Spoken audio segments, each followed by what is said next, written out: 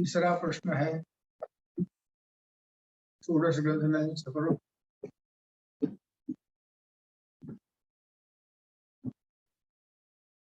चतुश्लोकी पर।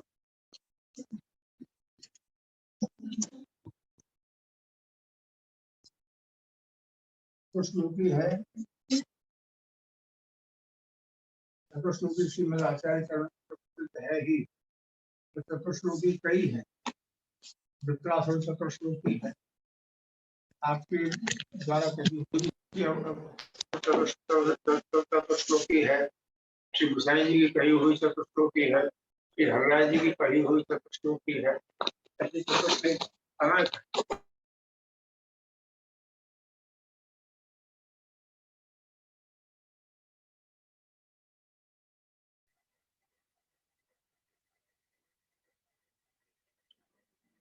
अम्मा अवाज बंद થઈ ગયો છે ત્યાંથી। इसमें सर्वदा सर्वभावेन भजनीयो व्रजाधिपः सस्यायमेव धर्मो ही नान्य क्वापि कदाचन। श्री महाप्रभु जी का एक बहुत ही उत्तम और बहुत ही समझने लायक ये श्लोक है। सूत्र में 4 श्लोक ही हैं ये, इसलिए चतुश्लोकी कहा जाता है। सर्वदा सर्वभावेन भजनीयो व्रजाधिपः। पहली बात तो ये, इस संसार में जो बनाने वाला है श्री प्रभु पुरुषोत्तम, प्रभु के रूप में लीला है ये।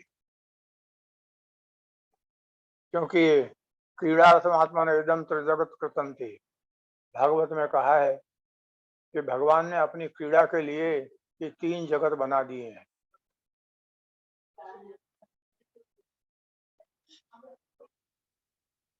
तो इसमें सर्वदा हमेशा सभी सर्वभाव से संपूर्ण परब्रह्म के रूप का ध्यान करते हुए, जो अपने आराध्य हैं उनका स्वरूप का ध्यान करते हुए व्रजाधिप भजनीय है, श्री गोपी जन वल्लभ का ध्यान करना चाहिए, उनका भजन करना चाहिए। जहां भी अपन कहीं जाते हैं, कोई दूसरे देव के यहाँ भी पहुंचे, अगर उनको नमस्कार करते हैं, परंतु ध्यान और स्मरण अपने आराध्य जो होते हैं उन्हीं का किया जाता है, तो वो अन्याश्रय नहीं होता। किसी के यहाँ जाने से अन्याश्रय नहीं होता, वहां का आश्रय करने की प्रक्रिया होती है, तब होता है। अपन आश्रय हमेशा भगवान प्रभु श्री पूर्ण पुरुषोत्तम का रखते हैं, श्री गोवर्धन धर को स्मरण करते हैं, और दूसरा कहीं कहीं दिखता ही नहीं, श्री गोवर्धन धर का ही ध्यान हो जाता है।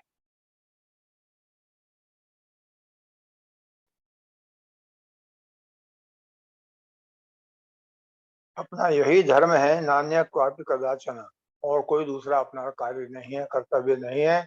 अपना कर्तव्य यही है कि हरे में हमेशा हर जगह अपन अपने आराध्य का ही ध्यान करें।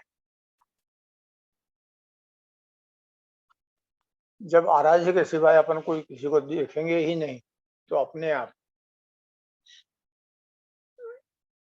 वो ही सब समझ में आएगा और देखेगा।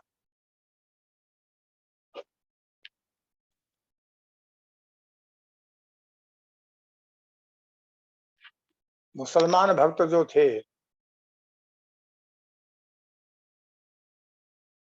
जिनको श्री प्रभु से ही प्रेम था, जिनको आश्रय एकमात्र कृष्ण का ही था, ऐसे अनेक हुए हैं। परंतु जैसे उन्होंने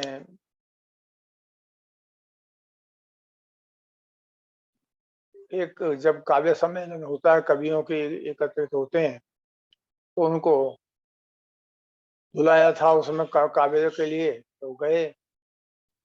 वहां उनको कहा गया कि एक लाइन हम दे रहे हैं, आप उसकी पूर्ति करिए। काफिर है वो, इस्लाम पर होता नहीं फिदा।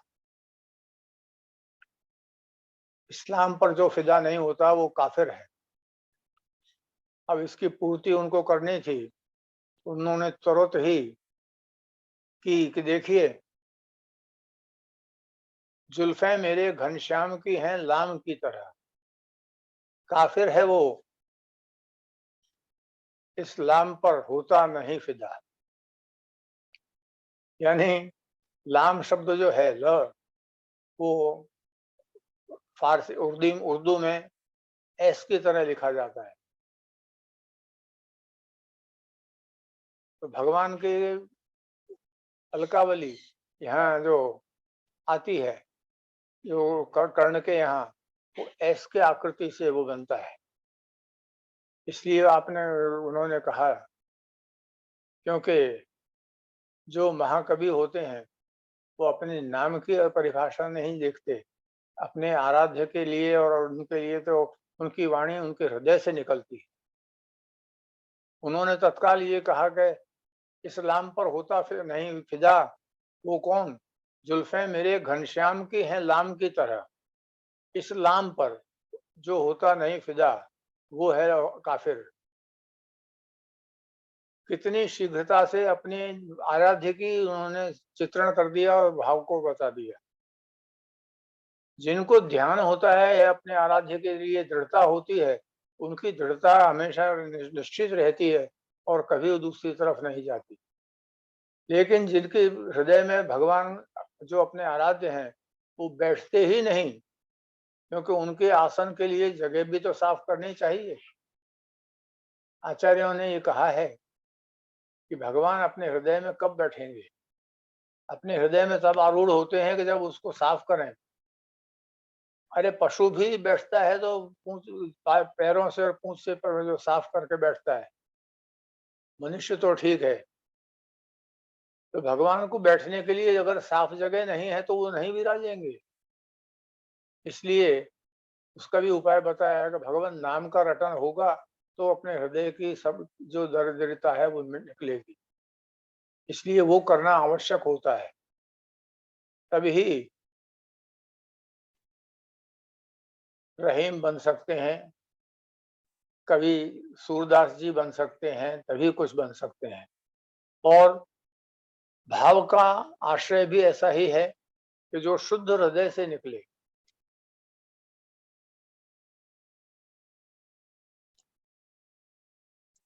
एवं सदास्म कर्तव्यम, इस चीज को हमेशा करना चाहिए और ये सोचना चाहिए कि स्वयं एव करिष्यति, मेरा काम तो सब श्री प्रभु स्वयं ही कर देंगे, भगवान हमारा उद्धार कर देंगे। ये सोचकर ही हमें रहना होता है। हम भगवान के आश्रित हैं तो भगवान ही हमारे संभालेंगे। ये विश्वास नहीं टूटना चाहिए। क्योंकि जैसे पूछा है,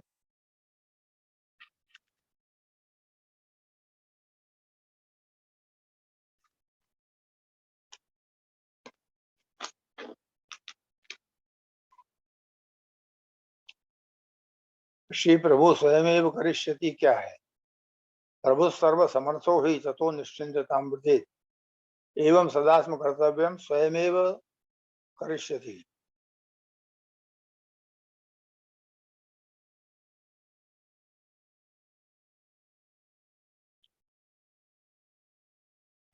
भगवान प्रभु स्वयं इसको चीज को कर देंगे, इसलिए निश्चिंतता हो जाओ, निश्चिंत रहो। क्योंकि यदि श्री गोकुलाधीशो धृत सर्वात्मना हृदय, गोकुलाधीश को अगर आपने अपने हृदय में निरंतर बैठा लिया है, स्थित कर दिया है,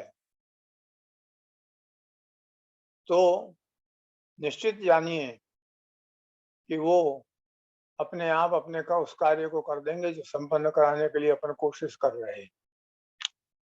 अपन को कुछ नहीं करना पड़ेगा, वो वही कर देंगे। क्योंकि मनुष्य जहां तक अपना प्रयत्न करके करता है, वो प्रयत्न जब पूरा हो जाता है और नहीं हो पाता तब भगवान का प्रयत्न शुरू होता है। ये एक मूल पद्धति है। पहले से भगवान नहीं करते, पर अपना प्रयत्न पूर्ण हो जाता है, अपन उनके ऊपर छोड़ देते हैं, तब वो काम शुरू होता है। तदक्य में परम ब्रूहि लौकिक वैदिक, इसलिए हम ये कह देते हैं कि तदक्य में अपरम ब्रूहि, ये तो दूसरी चीज है क्या, ये मुझे बतलाओ। हाँ प्रभु जी आज्ञा कर रहे हैं, मुझे बताओ फिर, और उसके बाद क्या बचता है। लौकिक में, लौकिक में जो किसी व्यक्ति से कराना है कुछ करना, वैदिक रपी हवन करना, ये करना वो करना, इससे कुछ होता है।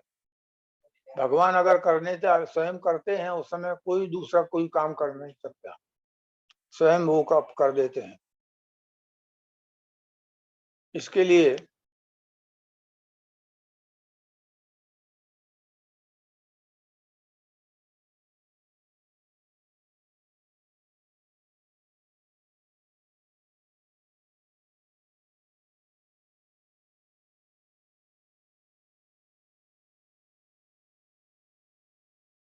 और बंदर,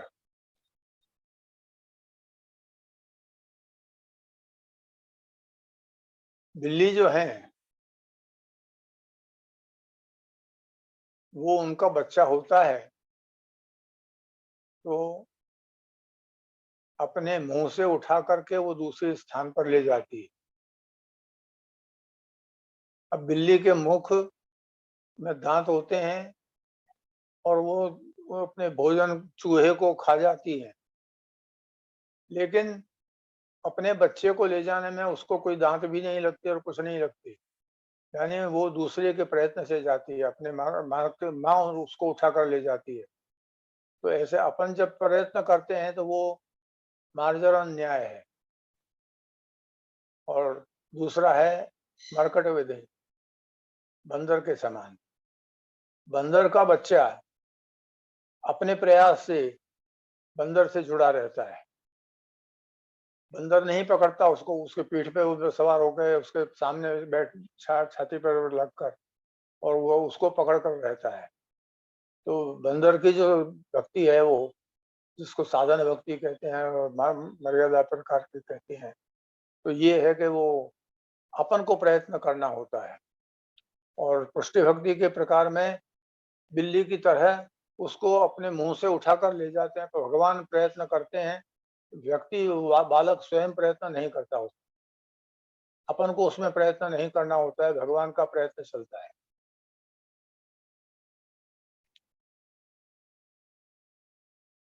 अतः सर्वात्मना शाश्वत गोकुलेश्वर पादयोः स्मरणम भजनम चापि न त्याज्य मिति में मति।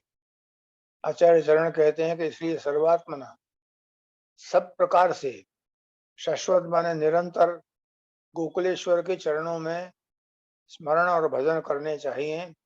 न त्याज्यम, उनको कभी छोड़ना नहीं चाहिए, ये मेरी बुद्धि है, ये मैं कह रहा हूं। ये जो चतुश्लोकी का कहा आपने, वो मैंने बस समझाया है, शायद समझ में आ ही गया होगा।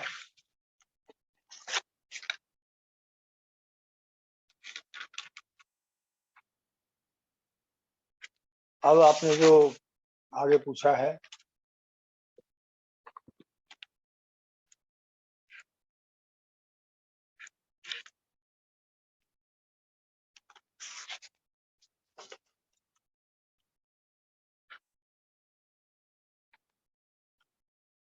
भक्तिवर्धनी का श्लोक है, सेवायां वा कथायां वा यस्यासक्तिर् दृढ़ा भवेत् यावत् जीवम तस्य नाशो न क्वापीति मतिर्मम।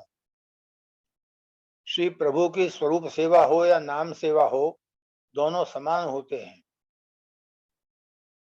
जिनके पास समय होता है उनको स्वरूप सेवा करनी चाहिए, जिनके पास समूह स्वरूप नहीं होता और अनुकूलता नहीं होती, उनको भगवान नाम का सेवन करना चाहिए। दोनों बातें एक सी हैं, कोई छोटी बड़ी बात नहीं। श्री प्रभु के स्वरूप की सेवा हो या नाम सेवा हो, दोनों समान होते हैं। सेवा करें, अन्यथा अनुकूल न हो तो नाम का स्मरण भी करें। प्रभु को प्रसन्न करने का साधन वह बन सकता है। श्रवण भक्ति के माध्यम से भी पर्यंत श्री प्रभु को अपने हृदय में पधरा सकते हैं। यदि भक्ति आसक्ति पर्यंत पहुंच जाती है तो उस नाम उसका नाश नहीं हो सकता। जब तक जीवन है तब तक उसका नाश नहीं होता। कभी मेरी बुद्धि यह कहती है, ये निश्चित वस्तु है।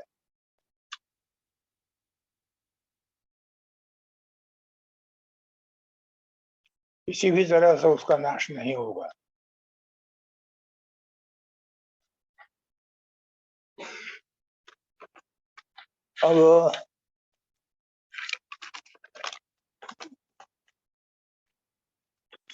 अब पूछा गया है कि पुष्टि भक्ति में मार्ग है और संप्रदाय है, ये क्यों कहा जाता है?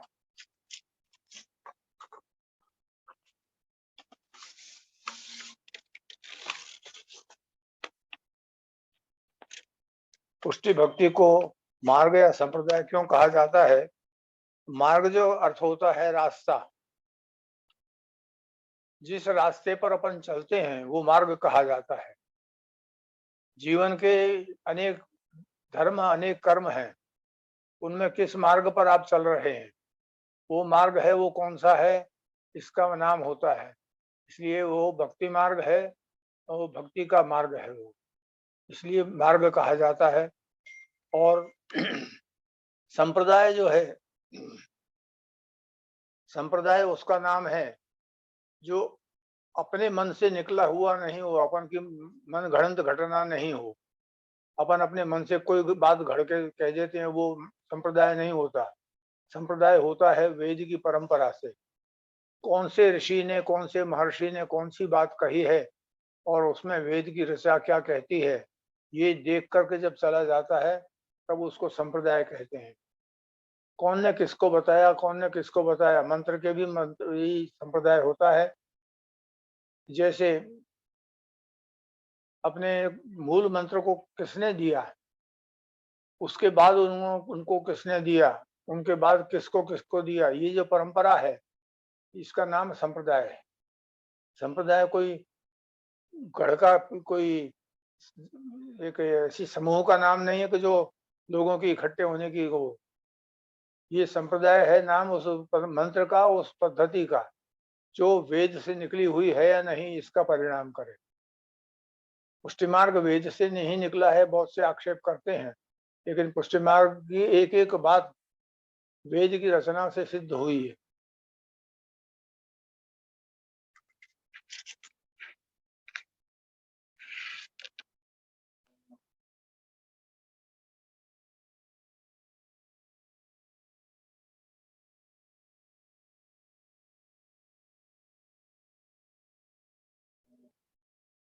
जैसे अपने पुष्टि मार्ग का जो मूल नाम है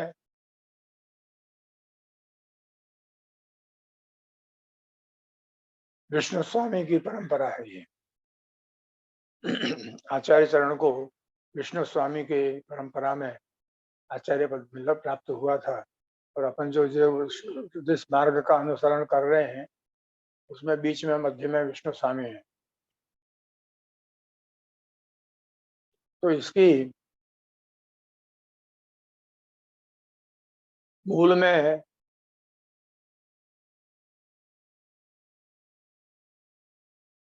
मूल जो है उसका प्रभु है हरि।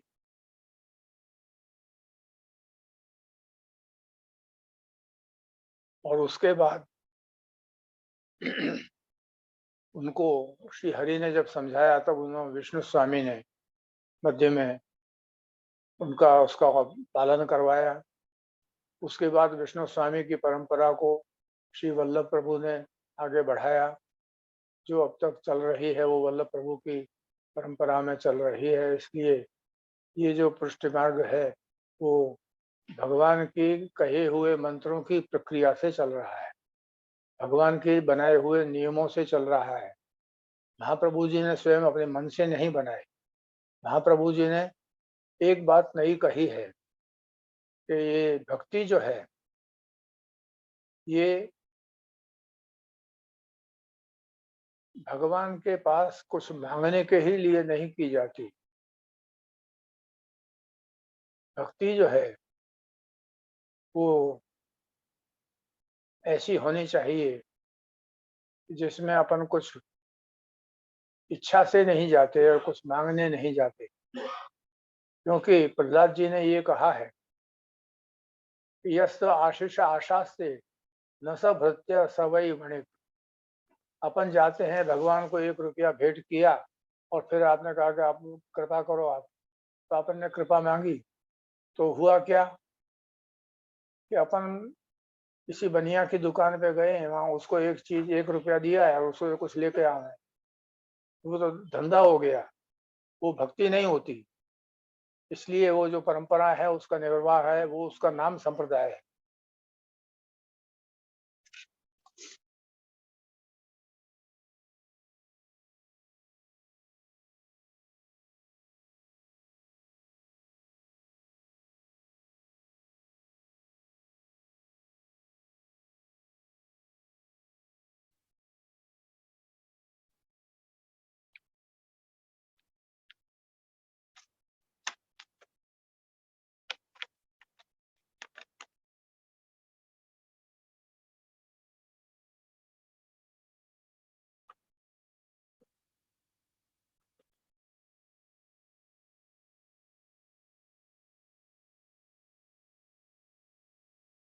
अब और जो आपने पूछा है,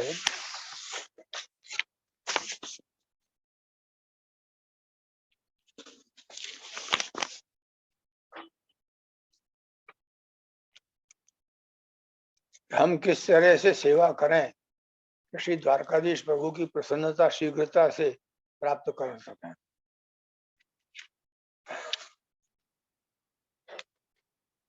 बात यह है कि शीघ्रता से करना अपना वर्तमान युग में एक आदत बन गई है कि हर चीज इंस्टेंट चाहिए। खाने का है वो भी ऐसे ही बन जाना चाहिए, सब जो कुछ है वो सब इस तरह से बन जाना चाहिए। हर काम इस तरह से नहीं होता।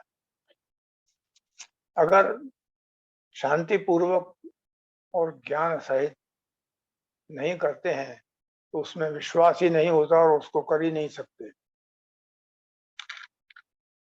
द्वारकाधीश की प्रसन्नता प्राप्त करना, इसकी कोई टैबलेट नहीं मिलती है, कोई दवा नहीं मिलती है, उसको करना पड़ता है, उसको प्रयत्न करना पड़ता है। आप किसी ऑफिस में काम करते हैं और ऑफिसर आपसे प्रसन्न है कि नहीं, जब आपका काम सुधार के उसको दिखाएंगे और उसको सही करेंगे तो अपने आप प्रसन्न होगा। भगवान को प्रसन्न करने के लिए और क्या चाहिए? उनको अपना हृदय का भाव चाहिए। उनको किसी वस्तु से आपने कोई अलंकार बनवा दिया, कोई गहना बना दिया, कोई आसन लगा दिया, कुछ कर दिया, तो इससे वो प्रसन्न नहीं होते। किमासनम ते गरुड़ासनाय, गरुड़ जिनका आसन है उससे बड़ा ऊंचा आसन कौन सा मिलेगा। किम भूषणम कौस्तुभ भूषणाय, कौस्तुभ जो धारण करते हैं उनके लिए दूसरी कौन सी ऐसी चीज आप बना कर धर सकते हैं कि जो उनको प्रसन्न कर दे। किम भूषणम ते भूषणाय, लक्ष्मी कलत्राय किलस किमस्य देयम, जो लक्ष्मी के पति हैं उनको आप क्या दे सकते हो। इन चीजों से वो प्रसन्न होने वाले नहीं होते, अपने हृदय की भावना को प्रसन्न करते हैं। उनके सामने आपने भोजन लगा दिया, भोजन लगा दिया तो ऐसे भूखे नहीं है वो कि वो उनको भोजन करना शुरू कर दें। आप अपने हृदय से ये कहोगे आप आरोगी है तो वो भोजन करेंगे, नहीं तो नहीं करेंगे। खाली रख के धर दिया, पटक दिया खाना, तो ये क्या कोई है जो वो कोई ऐसे भोजनालय में आके बैठे हैं कि जो जो आके भूखे भोजन करने लग जाए। वो भूखे नहीं रहते। हजारों लोगों के यहाँ जाना है, उनको तो हजारों भोजन कराने वाले हैं, इसलिए वो भूखे नहीं है कि जो अपना जो बिना इच्छा के रखे हुए चीज को खा लें। तो द्वारकाधीश की प्रसन्नता शीघ्रता से प्राप्त नहीं करी जा सकती है। शीघ्रता केवल इसी बात में है कि आप कितनी जल्दी उनको ये भाव दिखा दो कि आप उनके हो। मनुष्य तो कहता है कि ये मैं आपका हूँ, हे प्रभु मैं आपका हूँ, परंतु भगवान भी तो ये समझें कि ये मेरा है, ये विश्वास उन्हें भी तो हो। इसलिए जो नवधा भक्ति बतलाई गई हैं, तो श्रवणम कीर्तनम विष्णु स्मरणम पाद सेवनम अर्चनम वंदनम दास्यम सख्यम आत्मनिवेदनम। अब आप यहाँ देखिए, दास्यम, दास्य भक्ति जो है वो पहले कही है, और सख्यम, सख्य भक्ति उससे आगे ऊपर है। क्यों? दास्य में तो अपन ये कहते हैं कि मैं आपका हूँ, मैं आपका हूँ, लेकिन वो सखा कब बनेगा, मित्र कब बनता है? जब एक दूसरे को परस्पर एक दूसरे पर विश्वास हो। जब तक वो भगवान ये नहीं समझे कि ये मेरा है, तब तक वो उनका प्रसन्नता नहीं होगी। ये अपन का भाव इतना होना चाहिए कि भगवान समझे कि ये मेरा है। अपन चर्षणी हो, चर्षणी कहा जाता है कि गंगा जी गए गंगादास, जमुना जी गए जमुनादास, वो चर्षणी होते हैं। उनका कोई एक रूप नहीं होता, वो किसी के एक के नहीं होते। जहाँ गए जिससे सलाम उसकी सलाम, जहाँ गए उसकी सलाम। ऐसे व्यक्ति की आश्रय में उसका आश्रय कभी दृढ़ नहीं हो सकता। वो उनके आश्रय की दृढ़ता चाहते हैं और उसकी भावना चाहते हैं। बस ये वस्तु है उनकी जो प्रसन्नता करने के लिए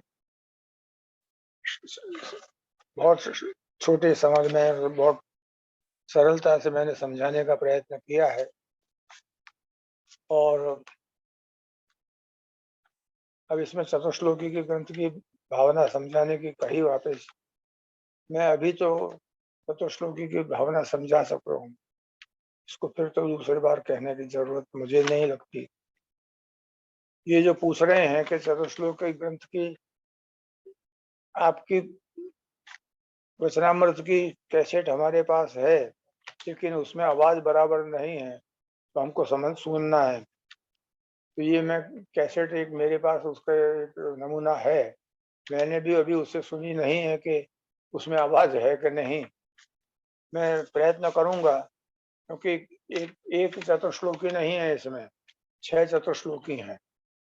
वृत्रासुर चतुश्लोकी भी है, ये चतुश्लोकी भी है, तो ये सभी प्रकार के श्री गोसाई जी की चतुश्लोकी है, श्री गोकुल गोपीनाथ श्री हरे राय जी की चतुश्लोकी है।